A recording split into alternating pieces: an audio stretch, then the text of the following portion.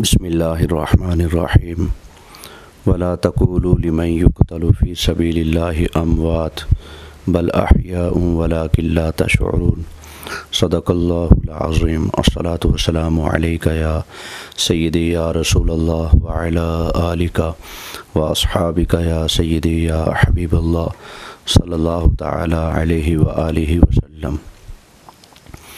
آج کی اس گفتگو میں ارباب اقتدار اداروں سے، حکومت سے اور سیاسی جماعتوں سے صرف ایک سوال کرنا ہے، اس کا جواب ہمیں چاہیے۔ کوئی جس طرح سے بھی دے سکتا ہو جواب دے، لیکن ہمیں جواب اس کا چاہیے۔ 13 اکتوبر مریدکی میں جو سانحہ پیش آیا اور اس سانحہ کی مذمت میں آرمی کے ایک نوجوان لانس نائک محمد آصف جٹ، جنہوں نے اس ظلم اور بربریت کو اپنی آنکھوں سے دیکھا، عینی شاہد بنے، اور اس ظلم اور بربریت کے نتیجہ میں انہوں نے اپنی نوکری سے استعفیٰ دے دیا، ریزائن دے کر وہ گھر واپس آ گئے، اور انہوں نے کلمہ حق بیان کرتے ہوئے یہ گواہی دنیا کے سامنے رکھی کہ مریدکے میں نہتی عوام کے اوپر، عاشقان رسول کے اوپر ظلم اور ستم ڈھائے گئے اداروں کی طرف سے۔ تو انہوں نے کہا کہ میں اس کا عینی گواہ ہوں، مجھ سے ثبوت لے لو، پروف لے لو۔ تو بالآخر اس مریدکے کے ہزاروں عینی شاہدوں میں سے ایک یہ عینی شاہد جو گواہی دینے کے لیے پر تول رہے تھے، بالآخر ان کو محاصرہ کر کے مرید سمندری میں اللہ تعالیٰ کے گھر میں ظہر کی نماز کے بعد ان کو شہید کر دیا گیا۔ سوال صرف اتنا ہے، وہ تو TLP کا حصہ نہیں تھے، نہ عہدیدار تھے، نہ کارکن تھے۔ وہ تو ہماری طرح جیسے ہم نہ عہدیدار ہیں نہ کارکن ہیں، لیکن ہم امت رسول کے، عاشقان رسول کے خیر خواہ اور ہمدرد ہیں، اور ظالموں سے سمجھوتا نہ کرنے والوں میں سے ہم ہیں۔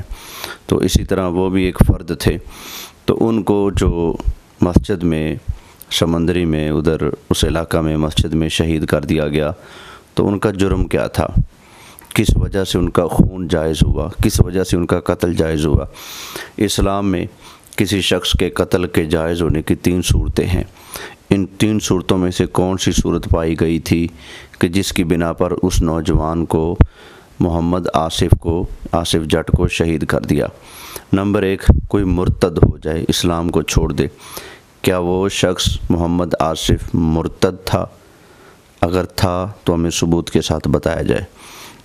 نمبر 2، شادی شدہ مرد ہو یا عورت ہو اور وہ زنا میں مبتلا ہوں، یا 4 مرتبہ اقرار کر لیں، یا پھر ان کی زناکاری کو عینی شاہدین نے، 4 لوگوں نے ان کو بدفعلی کرتے ہوئے دیکھا ہو، ان کا بھی قتل جائز ہو جاتا ہے۔ کیا اس نوجوان سے کوئی ایسا کام واقع ہوا تھا کہ جس کی وجہ سے اس کو قتل کر دیا گیا؟ اگر ہاں تو اس کا بھی ثبوت دیا جائے۔ نمبر 3، قتل کے جائز ہونے کی صورت، کوئی شخص کسی کو بلا وجہ قتل کر دے تو بدلے میں، قصاص میں اس کا قتل جائز ہو جاتا ہے۔ اس سے پہلے، اس جھڑپ اور معاملے سے پہلے اگر کسی کا قتل کیا تھا، خون کیا تھا، اس کو منظر عام پر لایا جائے۔ اگر ان 3 صورتوں میں کوئی صورت نہیں پائی جا رہی، پھر بھی اس کو قتل کر دیا گیا، تو پھر اس کا جرم بتایا جائے۔ محمد آصف جٹ کا جرم کیا تھا؟ کس جرم کی پاداش میں انہیں قتل کر دیا؟ اگر یہ 3 جرم ہیں، ان میں سے کوئی پایا جا رہا ہے، ثبوت دیا جائے، وگرنہ اتنا پھر ماننا پڑے گا کہ تم لوگ ظلم اور فرعونیت کے اوپر اترے ہوئے ہو، اور تم لوگ صرف اسلام اور دین اور سنیت کے دشمن بن کر ہر اس آواز کو دبانا چاہتے ہو جو آواز کلمہ حق بیان کرنے والی ہے۔ سنتے تھے کہ ادھر بہاول نگر میں پولیس والوں نے آرمی کے کسی بندے کو تنگ کیا، تو آرمی والوں نے پولیس کے تھانے میں گھس کر کان پکڑوا کر ان کی ٹیوننگ کی تھی۔ کہیں یہ پولیس والے وہ والا بدلہ تو نہیں لے رہے کہ انہوں نے آرمی کے نوجوان کو یوں قتل کر دیا، وہ بہاول نگر والا انہوں نے بدلہ لیا ہو۔